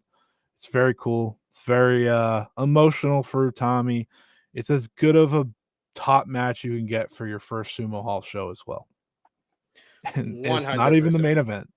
Not even the main event of this show. Then I feel like these top two matches are going to try to outdo each other. So that's always the best. That's always the best, especially like with the big shows. Like we've seen it multiple times at like Wrestle Kingdom just last year at Wrestle or this year at Wrestle Kingdom. The semi-main event was Bryan and Okada that outdid Naito and Sanada. And then last year you had Omega and Ospreay outdo and have one of the greatest matches ever over Okada and Jay White. And I think this one has that opportunity to be that. I think that we have a 5-star ceiling for this one to hit, but even if it falls short, I think the floor is like 4.25, 4.5 stars. Yeah. This is going to be two of the best going at it. Utami is going to be so motivated. One of my favorite things that I did in the past year as far as live events I went to was when Utami was in Melrose Ballroom in New York City. I believe it was for GCW. I went to that show and got to witness her live. And, you know, I hear a lot of people say, I don't like the word aura anymore. Some people don't get aura. If you want to understand the word aura, it's Utami Hayashishita and it's IYO Sky. This match exudes aura. It's just going to have the big fight feel. Sumo Hall is a great place for it. The only other place I would say you want to do this matchup is Kurgan Hall. And these are the two places in Japan I would want to see this matchup. I think that this is going to be the match of the night. But I feel like I'm going to be eating those words when we talk about the main event of this show. But I mean, I do agree with you. IYO Sky has to get the victory here, not just because of her affiliation with WWE, but it's part of the long story here. We don't know if IYO can eventually come back, and then Utami may get the matchup. Maybe it's for the Marigold World Championship at that point, because I feel like long term they're building to Utami being the person at the top of Marigold as the Marigold Utami's World the Champion. ace. Yeah. You know, she's in the ace role. She doesn't need to be in the first world title match. That's who she is. She's a lot like IYO in so many ways. It's kind of crazy. You know, I'm writing an article that'll be on Wrestle Purist about the match, and like looking at the comparisons, Utami in many ways was the heir apparent. It just took a few years because she didn't debut before IYO left, and it's the perfect match. It really is. I can't wait. Like I haven't been this excited for a match in a very long time, because just IYO's the reason I got into Joshi, and Utami's the big reason I'm still following it to begin with. So it's going to be awesome. It's really going to be awesome. If you don't know who Utami is, you're going to know who Utami is. And if you know who and you should know who Utami is, because she was in probably the greatest women's match I ever seen with Shuri. And I think this has the opportunity to be on the same level as her Shuri matches. That's the only 5-star match, according to Dave Meltzer, from women in the past 30 years. Though, to be fair, amazing. It's an amazing matchup. If it didn't get 5 stars, we were gonna have a fight. Got 5.5. I want to fight Dave with the fact that Shuri had another 5-star matchup with Giulia. Giulia and Tam was 5 stars last year. Just go follow me. I think Shuri's had a few. Follow me on the Twitter machine. Every Wednesday later on, I'll do it after this show. You'll see my star rating. I'm the superior star rating. I'm sorry, Dave. Give me those stars. It's all mine. We got a good. I like this prediction by Vala B here. He says, Scott, I'm predicting a Rossi special. Oh, time limit draw. Time limit draw. It is a Rossi special or double knockout. It is a Rossi special. It is definitely a Rossi special, but I think IYO should win. Like, I truly think IYO should win, because it gives Utami a story moving forward, right? She came up short. Sari's been talking shit about her. That's why Sari's my favorite. She's like, oh, you know, she's got to get a little bit better. She's not the ace yet. Giulia's kind of been talking shit. She's not the ace yet. It's like, all right, well, coming up short to IYO's tough, but it's a good way to build her back up. I know Tommy's got big plans moving forward. Obviously, she's facing IYO fucking Sky on this show. So, like, it's all good. It's all good, you know? A loss doesn't hurt. A loss can be very beneficial, especially when it's to one of the best in the world. Yeah, I would love for them to just announce her as Io Shirai just for one night. Oh, that would Just for pop me one night. big time. Just for one night. I accept the listen, hold on. The one good thing about the WWE EO part, she gets to play the theme song. I'm very here for that. Oh yes. The theme song is superior. It is superior. Yeah, it's incredible. It's one of the. It's probably up there like Mount Rushmore Def Rebel themes, and that I'm not saying easily, much, but it is. They cooked once and never cooked again. Hey, Roman theme is on. That's true. Roman theme is great. That would probably be my top 2. Yeah. I don't know what else they have credit for. So, Seth's one is, but it gets annoying with the fans. But anyway, chilling with Chase with a super chat donation. Thank you, Chase. And Chase is the winner of the Harlem drink. What? Drink it. God, what is that? What is like lemonade? It looks like if we get a $20 super chat donation, I will take a sip. Please do it for my put it out there. I'm putting it out there. You asked me to drink it. I'm saying we need a $20 super chat donation because we already got a $10 one. Thank you so much, Chuck Berries. Chuck Berries says, "I just could not resist. Thank you." He says, "Thanks for the knowledge, guys, and Harlem, you rock." You hear that, Harlem? Watch it back, Harlem. You rock. If it was $20, he'd be drinking a drink. I'm just saying. I'm not going to drink the whole drink. I said a sip. No, that's good enough for me. That's good enough for me. The reaction will be priceless. All right, we got to finish the show. I just realized we have a Noah show to talk about. Yeah, we'll run through the Noah show a bit. But let's talk about the main event for Marigold Summer Destiny this Saturday. Giulia going one-on-one with Sarai, and this will be officially for the Marigold World Championship. These two women have been trading barbs back and forth. They were in that inaugural main event for Marigold where they went at it. They were just throwing fury at each other, just beating the crap out of one another. You have Giulia coming off of the wrist injury. She's now been medically cleared to be in this main event. Who will be crowned the first ever Marigold World Champion here? How much are you looking forward to this one, Scott? And who do you have winning on Saturday? In a world where I have to hear about Bryan Danielson and Will Ospreay and all these people is the best in the world, I say Sarai is the best in the world. So obviously I'm excited. Cheap plug, 4th interview with Sarai over on Fightful.com. Go check it out now. I'm always here for cheap plugs. I like it. But this is huge. They are calling it the Battle of the Century. These two have been building this match for like a year now, just through like writing articles for like the weekly magazine there, and they just have called each other out so many times, but it hasn't happened yet. And it almost didn't happen. Giulia had to give us a little scare first, you know. I think it was just someone saying, let's not have her debut in Heatwave first. I think it was a sign. It was a sign. It was like just in case, she wants to have a hard-hitting match at Heatwave. Yeah. Break your wrist so you can save them for this one. Let her have a potential match of the year first with Sarai, and then then she can go to NXT. It's fine. I can't wait for this. Like, there's no, for my taste, there's no company that can put on a better 1-2 punch than these two matches. For my taste, like, this is the best of the best from all around, going head to head. Giulia is incredible. Obviously, I've talked about you, Giulia, on this show many times with you, and Sarai's just been incredible since she's come back to Japan. This feels like it should be predictable, but I don't think it is, because here's the thing with Giulia. I don't know when WWE should be like, all right, she's ours now. Like, that could happen tomorrow, as far as I'm concerned. And even if she's still involved in Marigold through the rest of the year, how much? Because we know they want her on NXT as soon as possible. Okay, well then I think forward.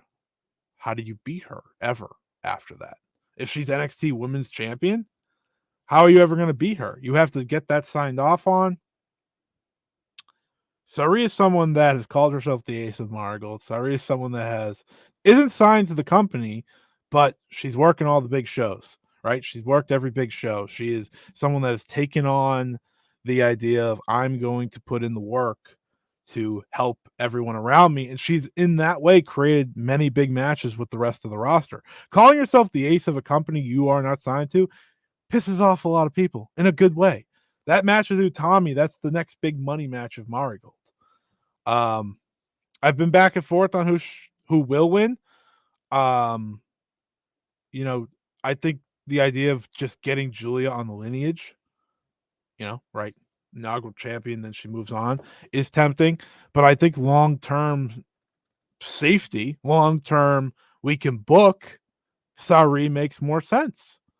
Yeah. It just does. And I'm going to pick Sari. I think that's going to be the big shock of the show because everyone expects Giulia, and Giulia can win every single match she does after this. That's fine. But for me, I think she should not win this title. I think Sari should. I think Sari's going to go down in history as one of the greats anyways. That's not a bad person to have in your lineage either. But if Giulia wins, it's chalk. It's expected. I just can't. The booking of it and the NXT understanding of it, I just don't get how it would work. I gotta agree with you. This is one I will agree with you. I love Giulia. I've been a fan of hers since I've really been following Stardom and witnessed her journey, winning the 5-star Grand Prix and then winning the World of Stardom Championship. You were on here last year for a review of Stardom All-Star Grand Queendom, where I was visibly upset that Giulia dropped the title there, but we see what happens a year later. She's not even in that company anymore. And I do agree that it would be great to kind of just have her in the lineage as the first champion and then her dropping the title to someone like Utami or even to Saray down the line. But I feel like you said, I think the setup is for a Sari, and Utami showdown for the Marigold World Championship when you officially crown Utami as the ace. And I think that Sari kind of being the outsider who's really an insider working the big shows for Marigold, kind of their Brock Lesnar. I think that is going to be the big thing right now. And I agree with you. I'm going to go with Sari getting the win here. Valabi agrees as well. And and Sari's was in probably my 1A, 1B women's match of the year. Spoiler alert, Mayu Iwatani was in both of them. Mayu Iwatani versus Shuri at the first event for Stardom this year, and then her and Sari at All-Star Grand Queendom. That was like my second or 1B, 1A, 1B. I couldn't tell you which one I would get. Both of them are just amazing professional wrestling matches. Yeah. Rossi has done something like this before. In 2015, Meiko Satomura won the vacant World of Stardom Championship. Had title matches with Kairi and Mayu Utani before dropping it to Ace Io Shirai. Funny enough, feels like you could do that type of story here. This time with Sari, kind of feels very similar. I would say Sari's kind of like the Meiko of then, probably get more defenses because Sari seems locked and loaded to work plenty of shows too. But we'll see. It's going to be a great show, though. Everyone should check it out. It's on Wrestle Universe, on the best wrestling service in the world, Wrestle Universe. Listen, if I can get Noah, actually, I don't think you can get Destination on there, though. No. So this is got to go to Abima. Yeah, the damn Abima in like 4 countries. Yeah. Hey, we get to see it, though. Hey, I gotta get a VPN because I'm still in the UK. Shit, that's right. I get to see it easily then. But I do see that we do have a $20 super chat donation, but I do have to get through this next card. So I will say, I will put it out there for y'all. If we get another one, that will be 2 sips. All right. However many of these $20 ones we get, that will be the amount of sips I take at the end of the review.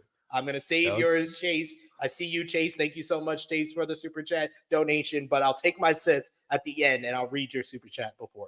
But We got Noah Destination also this Saturday, July 13th. And once again, I'm going to hand the ball over to Scott to pronounce some of these names. Multi-man matches for a bunch of these, so we'll go through these quick, but let's start off here. It pops me that you want me to be the one that might stumble over names. Yes, absolutely. You got Akira, Shuji Kondo, and Ada versus Yu Iwata, Yoshinari Ogawa, and Ryohei Oiwa, aka the only good New Japan trainee these days. That is a shot to the Riwa Cup few. Yes, thank you. Yeah, this is definitely a match. I'm going with Team Oiwa. I think Oiwa. I love the heel turn. I did see that from Noah, and I feel like Oiwa versus Kaito Kiyomiya eventually has to happen. Money. Yeah, that's a money matchup after that heel turn. So I'm gonna go with Oiwa to get the win here. I think Oiwa pinning any of them should be the right move. So I agree. I also think Oiwa should not go back to New Japan Pro Wrestling. So I can't say you're wrong there. I can't say unless they're gonna super push him, don't go back. Yeah, they have to immediately push him with the improvements and the evolution that we've seen in his run with Noah so far. That's my guy. The other four, get out of here. Then we got another multi-man matchup here. I do know a couple of these names, but I'm going to still hand it over to you. We got Shuhei Taniguchi, Takashi Sugiura, and Kazuyuki Fujita versus Daiki Inaba, Masaki Tamiya, and Manabu Soya. This is beef. Beefy man slapping beef. It's a trios matchup. I'm going to go with Team Kitamiya. Kitamiya has become one of my favorites in the. They should win. I would heat up Kitamiya for a title defense. Also, this is Manabu Soya's return match. He's been out since pretty much the Kano match from the new year. So I think that should definitely be the goal here. They could pin Taniguchi. Taniguchi always loses. That's fair. Then we got a fun one here. It's going to be a three-way tag team matchup. Oh, Jesus. There we go. Hand it over to you again. Go ahead. We got Alejandro Cristobal versus Ninja Mac and Juta Miyawaki versus Hajime Ohara and Super Crazy. ECW legend. Super Crazy is here. Yeah. I love that Noah sometimes has these people where I'm just like, you're still wrestling? Remember when they brought in RVD to face Masato Tanaka? That was sick. Remember when Hakushi was in one of Muda's final matches? Like, oh, yeah, he was. He still wrestles though, at least. Like, yeah. Who the hell they find Super Crazy? I don't know. I'm gonna go with Alejandro and Crystal. Yeah, they're part of the new All Rebellion faction. They want to get a tag title match. Yeah, the other two teams, I'm good. I'm good. And this one, I will give the intro, and then you can say the names. But when a crime breaks out and the good girls shout, call the good-looking guys, but you can only call them one more time because this is the GLG final, Scott. So we got SP3's favorite wrestler, Jake Lee, teaming up with Tadasuke and Yohei to face Jack Morris, Anthony Green, and LJ Cleary. Here's my thoughts about this match. I think Jake Lee's going to New Japan. You think so? And I think that's why they're ending this group randomly. I wouldn't be surprised because it was very ironic that on the same day he's announced for the G1, he announces that they're ending the good-looking guys. So I wouldn't be surprised, but I'm just like, Noah wins again. They lose Jake Lee. Dude, you had Kaito Kiyomiya. What you had Kaito Kiyomiya and you treated him like trash? And your consolation prize was giving Jake Lee? The fuck are we doing? The anti draw Jake Lee? I'll never forget how Kevin Kelly acted like Kaito Kiyomiya was below New Japan somehow, and yet, which I don't like Kevin Kelly to begin with. Kaito Kiyomiya, best wrestler in Puro these days. Just saying. So eat it. Anyways, Jake Lee. He's not my favorite. I'll just say that. So it would be funny if they booked Jake Lee to have more wins than Kaito last year. It'd be painful. Jesus. Improbable. I would be punching the air if that Gotta hit happens. the. I don't remember his finisher, but I know he does this with the gun. You know. And he does the Yakuza kick, but he doesn't do it as good as the Halufa kick by Sami Zayn. That's his finisher. No. Shocker. Jake Lee doesn't do something as good as a talented wrestler. There's people, Jake Lee, Jake Lee's got fans. I'm not one of them. Oh, by the way, who wins? Don't care. I'm going to go with the Jack Morris team. Yeah, I was going to say the Gaijins of the good-looking guys. I'll go with them. They seem to like victory. Jack Morris a lot, so I'll give him the win, I guess. Must be related to Zach Morris. Maybe that's why they like him. I don't know. But yeah, that's going to be a match. Then we have some title matches here. We got first up the GAC National Championship, and we have someone I'm familiar with, unfortunately, because he was in the Best of the Super Juniors tournament. I don't think this was the best part, but Scott. Yeah, you got Hayata versus Oka Sasaki. I do not like Hayata. You know, I'm celebrating Noah over here, and then we get Jake Lee and Hayata back to back. It's like you're trying to make me talk them down. Oka Sasaki, former MMA fighter, has been kind of become a guy for them over the past year. I wouldn't be shocked if he won. Actually, I'm going to pick him to win. One, because I'm done with Hayata. Two, it's a guy they're trying to push. So why have him lose to Hayata? Yeah, I was going with Sasaki, and this is the first time I've heard of him.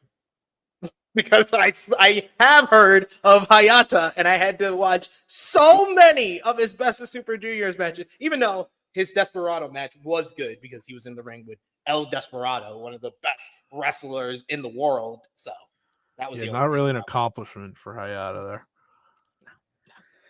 I don't remember any of his other matches, to be fair. But then we for the GAC Junior Heavyweight Championship. Two people I do know of. You have Daga defending against Amakusa. I think I'm saying that right. I believe it's Amakusa. I used to say Amakusa, and someone got mad at me. Amaska versus Daga. Daga, I know from his time, over in Mexico. Of course, he was the significant other of she who shall not be named, even though we named her earlier. But Amaska, I was very impressed with his matches with Hiromu Takahashi last year. Who you got here? Amaska's just coming back from injury. It feels very unpuro to just put the title right back on him. Daga's been doing a good job. By the way, Daga dates Stardom's Xena, for anyone that wanted to know that. There you go. They do look kind of the same. He has a type. So I've heard. I think Amakusa should win though. Daga's had a belt for a long time. Amakusa's the ace of their junior division. And he it ended kind of prematurely. I wouldn't be shocked to just get the belt right back on him. And he does that really good suicide dive. So yes. That's cool. This should be good. This should be pretty good. I don't usually tune in for the Noah Jr. matches, but this should be pretty good. Yes. And then just throw Ninja Mac and Alejandro back in here when Amaska wins this title. Know what? Since he upgraded in life, I'm gonna go with Daga here. I'm gonna go with Daga. You upgraded. You got someone who's not a racist, so you got a type, but at least you upgraded. But next, we got a World Heavyweight Championship matchup. They have stolen Damian Priest's title. So go ahead, Scott. You can pronounce the names here, even though I know Go Shiozaki. Yeah, Akitoshi Saito versus Go Shiozaki. This match should be really good. Go Shiozaki is the man, obviously, and Saito is the 0-1 world champion. These two had a match at one of the Limit Break shows. They went 30-minute draw. I think this is going to be half the time, hard hitting. I think Go Shiozaki's winning. I think he's going to win another company's world title. I was 100% going with Go Shiozaki. I've been a fan of him since his appearances in Ring of Honor back in like the 2000s, the late 2000s. I've been a fan of his, got to see him, and I believe Nigel McGuinness in the Hammerstein Ballroom live, and I've been a fan of him ever since then, even though I feel like he's in even better shape now. He's slimmed down, but he's in better shape. No, You're telling me to get off? you get this off. Okay. And say hi? Hi. All right, and say send a super chat. So Dada has to sip my drink some more. And I say bye. All right, I'm almost done. We're finishing up. Yeah. All right. You finished. All right, give me kissy. You finished. Okay, we're almost done. I'll be right there. You finished. Okay. We're speed running. We're speed We're running. speed running. We are speed running through this. We picked Go Shiozaki. Wait. Yeah, we both picked Go Shiozaki. Does Harlan like Go Shiozaki? I hope so. She did say one time that Shingo is wrestling. So she's the Shingo There you go. Takagi. I consider that good taste. Yeah, I did too. I put it up on Twitter. I was like, my daughter has some good taste out here in these streets. Then we got some more tag team action here. A Lucha Libre special tag team matchup. I know a couple of these guys, but I'll let you do the honor, Scott. I legitimately think this could be the match of the night. You got Galeno Del Mal and Hijo del Dr. Wagner Jr. against Alpha Wolf and Dragon Bane. This is gonna rule. Period. End of story. Galeno Del Mal is a guy I've been hoping Noah brought in. He's the brother of Dr. El Hijo del Dr. Wagner Jr. He's a tank. The first time I saw him was WrestleMania weekend last year. Yes, me too. They faced Speedball. Yeah, in something in like I believe maybe match. I saw him in like a multi-man matchup at yeah, Super Show. yeah, you're Super right. Show. And You're he was like basically his style is very similar to the now Beast Mortos, Black Taurus. Mm-hmm. He's just a great base power guy, and he was doing some ridiculous power moves. I saw him do like a freaking torture rack backbreaker off like the middle rope and stuff like that. So I really like him. Elio Dr. Wagner Jr. as a former GAC world champion. He's been delivering so much for them. Alpha Wolf and Dragon Bane. I've seen them. I think on the WrestleCon Super shows as well with them. So yeah, I'm very much looking forward to it, and I always enjoy the Lucha Libre work that Pro Wrestling Noah does present. Yeah, it's a really good addition to their lineup. I think it brings something that I wish more companies brought, truthfully. You know, New Japan does a Fantastic Mania tour, but other than that, they don't have enough. Mystico should make everyone tap out, is what I'm saying. The Mystica, please. Mystico, IWGP World Champion, who says no? I agree. I'm going to go with Elio Dr. Wagner and Galeno. Yeah, I'm going with the big guys. They are. Yeah, the big guys. They're big, and they should win. But I legitimately think this could be the match of the night. Not saying anything bad about the other matches, but it should be great. Agreed there. This one I'm very much looking forward to. And I can say both names as we're going to have a singles matchup here, a singles showdown. Keno going one-on-one with Yuji Nagata. It's going to be Pro Wrestling Noah versus New Japan Pro Wrestling here. One of the special matches here. What do you think about this showdown? Who do you have winning? I'd like to think Keno wins, but Noah likes to geek him out sometimes, so I never really know. He should win though. He had a way too short GAC title run this year. He should have went longer as GAC champion. Like, it really established him for the first time since I've been watching and following Noah as a babyface. Like, I know he's a babyface now, but it really got me like behind him, where I always just called him the miserable bastard, the main heel, always heel, but he's not really positioned as high as Kaito. The championship run, him winning the championship and going on the run with it, established him as a babyface to the fans and to me, and I thought it should have been longer. Yeah, I think Keno should get this win. I know he doesn't want to face Kaito or anything because they're now in the same faction, but he's got to get some momentum behind him. He's really come to a full stop. Beating Yuji Nagata, not a bad thing. I know New Japan doesn't treat him like Yuji Nagata anymore. He's still Yuji Nagata.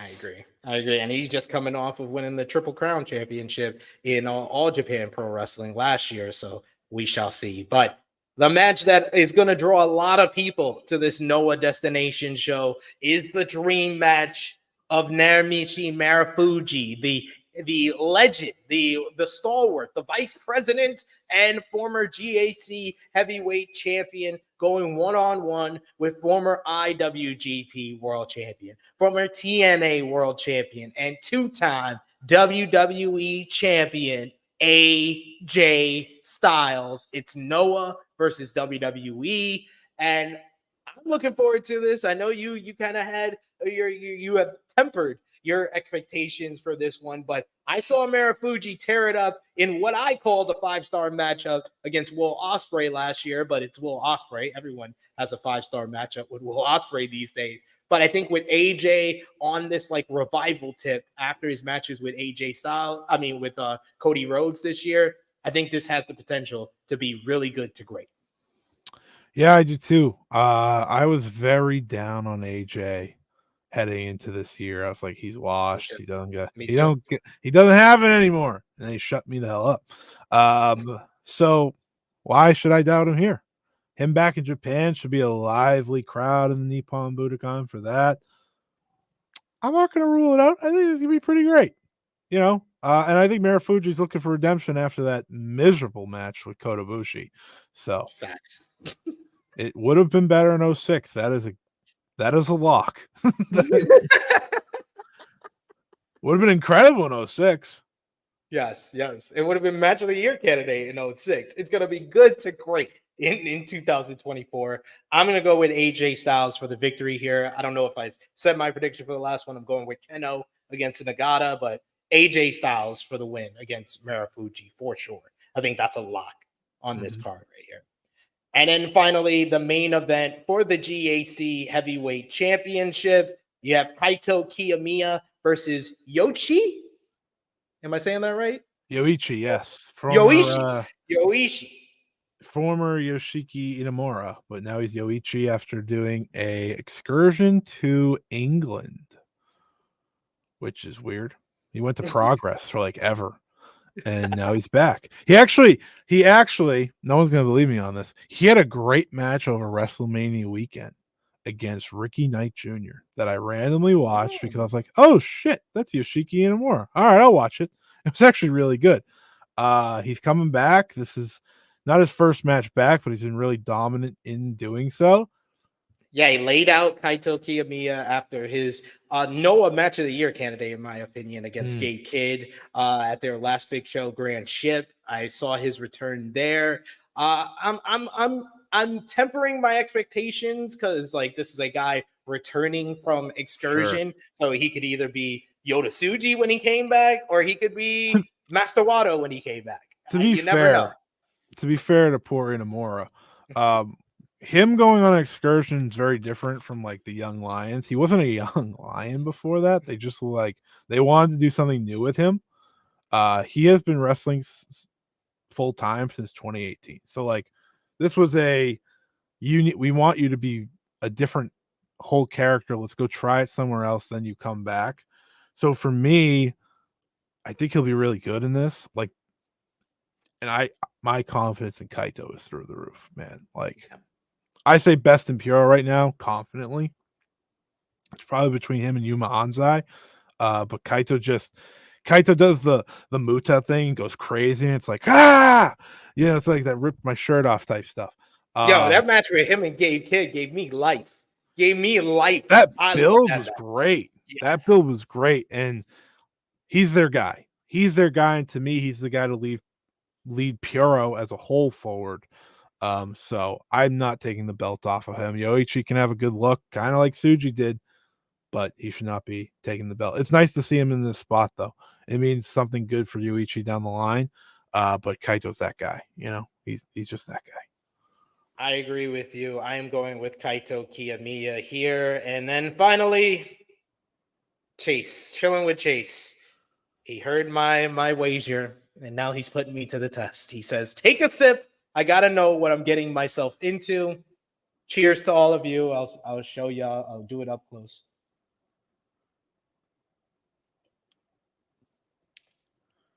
It tastes like she put milk with That's like what I said. apple sauce, apple juice, and I think there's like some cinnamon in it. I'll take another sip because this is you did send a super chat. Oh god, it looks like it's molded. Oh god. Okay. See, no one else send a $20 super chat donation. Let's get out of here before someone takes me up on that offer. Oh god. If someone said a $40 one, would you gulp it? Would you drink the whole thing? I would take a gulp. Okay, you take a gulp. I think there's like lemon in it too. Thank you, Jason, for the love, for the super chat donation. If someone said a $40, I would take a bite of the struggle sandwich.